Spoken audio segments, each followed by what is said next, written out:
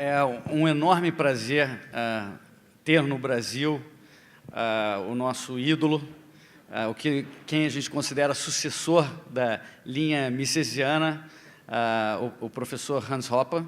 O professor Hans Hoppe, ele, para quem não conhece, eu duvido que tenha alguém aqui que não o conheça, mas ele avançou, entre outras contribuições, ele avançou muito a teoria do direito natural, através da teoria da ética argumentativa que ele desenvolveu, baseada em Habermas, que foi o professor dele. E então é uma enorme honra apresentar o professor Hans Hermann Hoppe, que é membro sênior do Ludwig von Mises Institute, fundador e presidente da Property and Freedom Society, editor do Journal of Libertarian Studies e coeditor do periódico Review of Austrian Economics. Recebeu o PhD e fez seu pós-doutorado na Goethe University em Frankfurt, Alemanha. E é o autor, entre outros trabalhos, de uma teoria sobre socialismo e capitalismo, Democracy, The God That Failed, and the Economics and Ethics of Private Property. Professor Hoppe.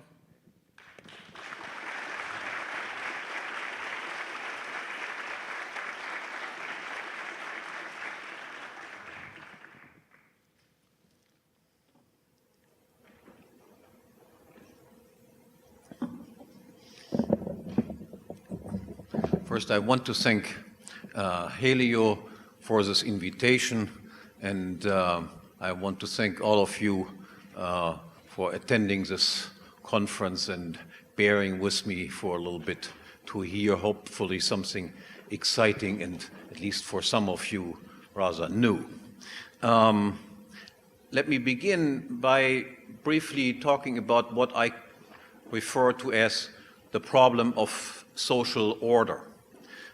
Imagine Robinson Crusoe alone on his island.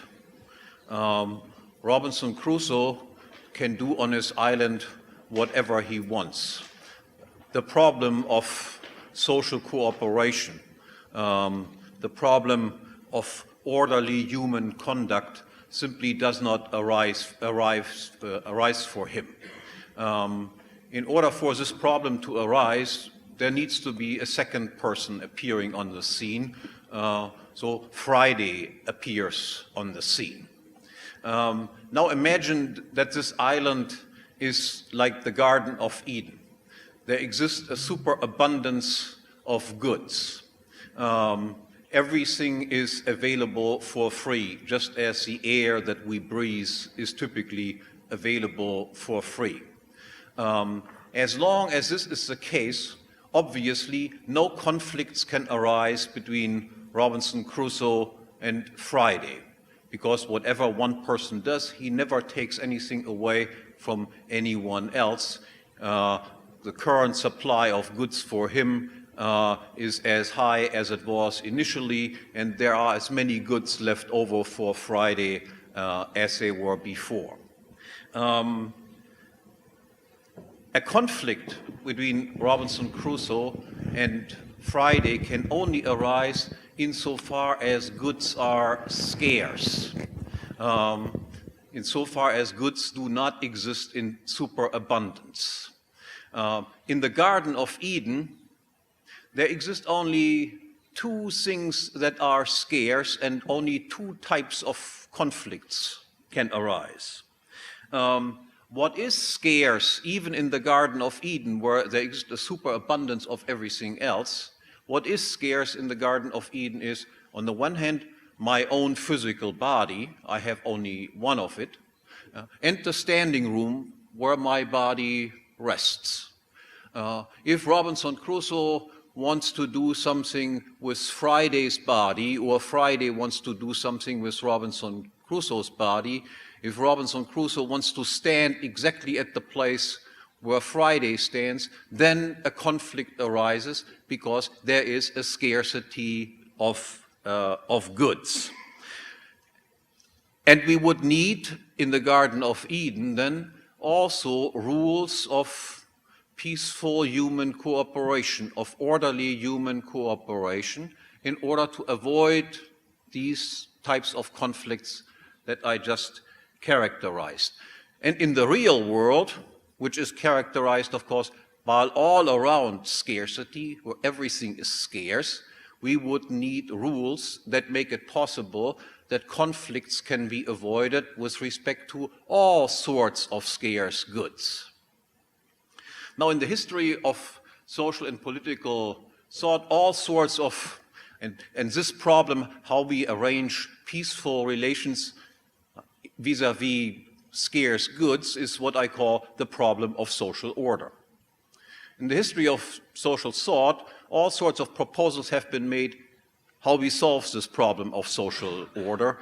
And because a multitude of proposals has been made, many people have thought there is no unique, no one correct solution to the problem of social order.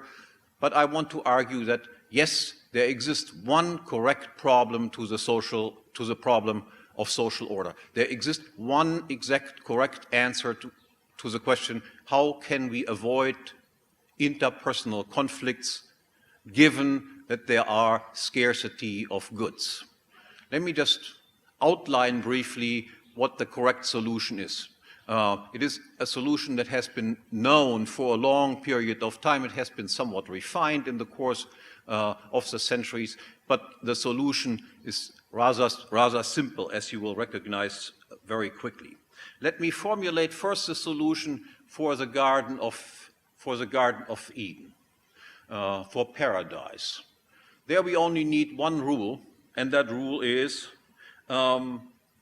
everybody can do whatever he wants, can move around wherever he wants, occupy any place he wants, as long as no other body is standing at the same place. That is, or to formulate differently, we may place or move our own bodies wherever we want, provided only that no one else is already occupying or standing at a certain place. And outside of the Garden of Eden, that is in the real world of all around scarcity, there are 4 interrelated rules that people need to follow in order to avoid all sorts of conflicts. The first one is, every person is the exclusive owner of its own physical body. I can do with my body whatever I want. Nobody is permitted to interfere with it. If I want to do something to somebody else, then I need this other person's permission to do this. That's the first rule. We can immediately see that there are intuitively no other alternatives. Who else should be the owner of my physical body except me?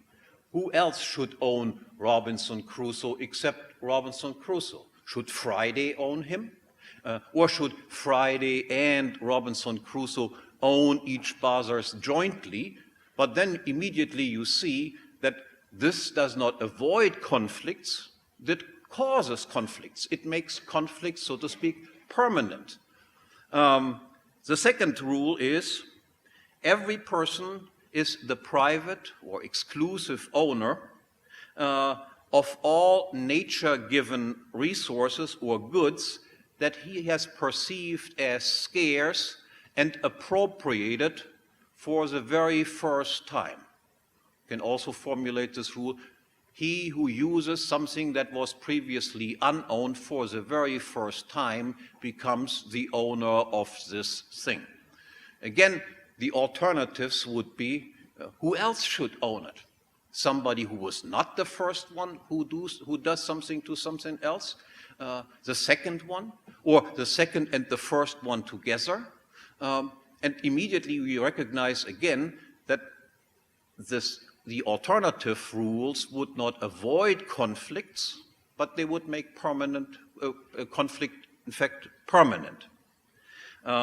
And the third and fourth rule follow basically from the first and second.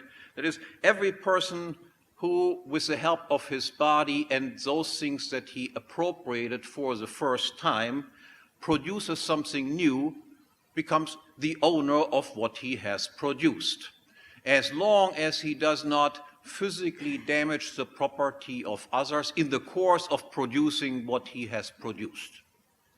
And the fourth rule is, once a good has been first appropriated or has been produced, ownership in such a good can only be acquired by a voluntary transfer from a previous owner to a later owner. Those are all the rules. If we would follow these rules, then all conflicts could be avoided and we would have eternal peace, so to speak. Cooperation would always go on in a completely smooth way.